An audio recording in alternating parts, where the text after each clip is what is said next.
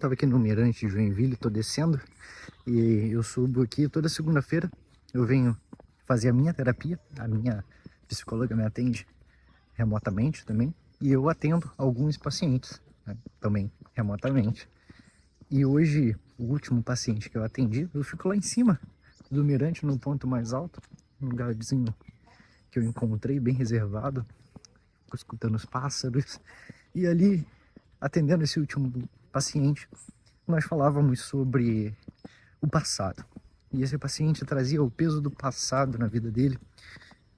Claro que como uma pessoa com traços depressivos muito fortes, o passado se apresenta para ele sempre como algo muito difícil de ser recordado, de ser lembrado.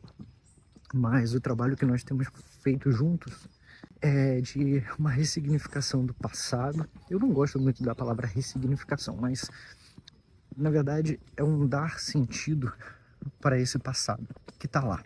E claro, como logoterapeuta, eu me apoio no que Frankl ensinou sobre o passado, que eu acho que é mágico, é sensacional. Frankl ensina que o passado é a forma mais segura de ser. Isso significa que tudo que nós vivemos está guardado no passado. Lá, ninguém interfere, ninguém muda, ninguém mexe nada. Somente no hoje, aqui no agora.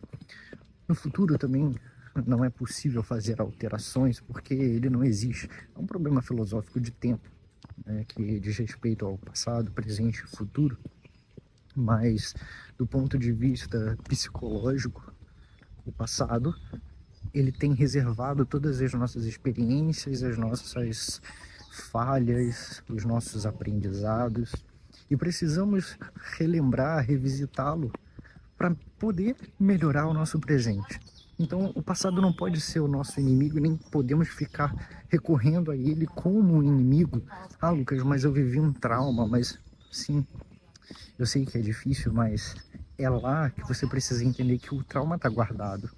E olhar para lá é sempre um caminho e um processo de cura para o seu presente. E muitas pessoas elas não conseguem ter essa relação com o passado justamente por conta dos traumas. E daí que se desenvolve a depressão e tantos outros transtornos que aparecem como sintomas por histórias mal resolvidas.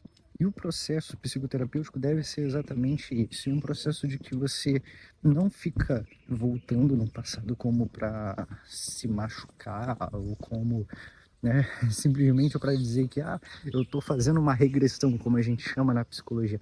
Não, não é regressão por regressão, mas é um retorno para você se encontrar. Todo trauma, ele pega um pouco de nós.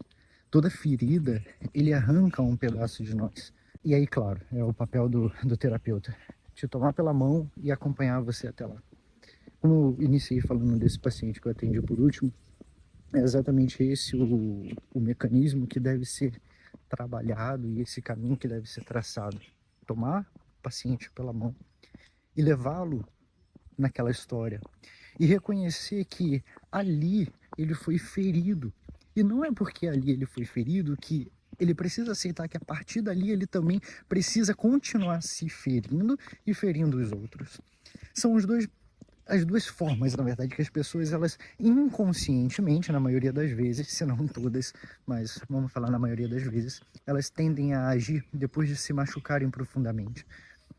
Continuarem se machucando e não percebem que elas que são agora as responsáveis por estar fazendo isso com elas mesmas, ou então machucando os outros e, na pior das hipóteses, fazendo as duas coisas ao mesmo tempo. É muito, muito complicado que a pessoa sozinha ela consiga enxergar isso, ela consiga ver que é assim que está acontecendo, né? Mas é possível que com uma ajuda séria, uma ajuda ética, essa pessoa que foi tão ferida por um trauma, por alguém ou por algo na sua história, ela consiga identificar. É a primeira coisa a se fazer para parar com esse mecanismo de se machucar e de machucar os outros. Precisa identificar quando foi que aconteceu, como, e retirar todo o sentimento de culpa. Ainda que eu não seja psicanalista, Freud estava muito certo quando elaborou todos esses mecanismos de defesa e essa forma de viver e de sentir que o trauma ele deixa em nós. Então, com esse paciente tem sido muito bonito acompanhar o processo e estamos vendo muita evolução, porque a cada sessão é como um retorno naquela experiência e um reencontro consigo mesmo. Voltar no trauma não pode ser nunca uma forma de se sentir fracassado e mais ferido ainda. Não, deve ser um caminho de restauração e retomada daquilo que ficou naquele lugar, naquela experiência, naquela situação. E por isso eu te digo, não fique fazendo essa tentativa de voltar na experiência de trauma sozinho, sozinha. Procure uma ajuda especializada, profissional, que possa fazer esse caminho com você. Eu sempre digo que não falo isso para você me chamar e fazer a terapia comigo. Não, eu não sou o único psicoterapeuta, eu não sou o único logoterapeuta do mundo. Você pode fazer com quem você quiser, se você não tiver afinidade comigo, se você não gostar do meu modo de falar ou de me apresentar, o que eu posso te dizer é tenha esperança e tenha coragem de arriscar. Arriscar ser melhor, arriscar ser feliz, arriscar a ser curado. E isso você faz, em primeiro lugar, acreditando que a vida ela tem muito sentido. É preciso acreditar que a vida tem sentido. É preciso acreditar de que dá para viver de uma forma muito diferente do que se tem vivido até hoje. Até hoje. Tenha coragem de fazer diferente. Tenha coragem de ser diferente. Eu te encorajo para que você possa fazer boas escolhas na sua vida, mas que a maior escolha de todas possa ser a decisão de se curar. A decisão de se reencontrar onde parece que você se perdeu na vida, para a vida e para sua história. Vamos reconstruir juntos a sua história. Vamos reconstruir uma forma de viver de modo que você acredite que vale a pena. Vale a pena viver porque a vida, ela é cheia de sentido. Por hoje eu só queria te falar isso. Muito obrigado. Um beijo no seu coração. Obrigado por estar aqui comigo, por me escutar, por me ouvir.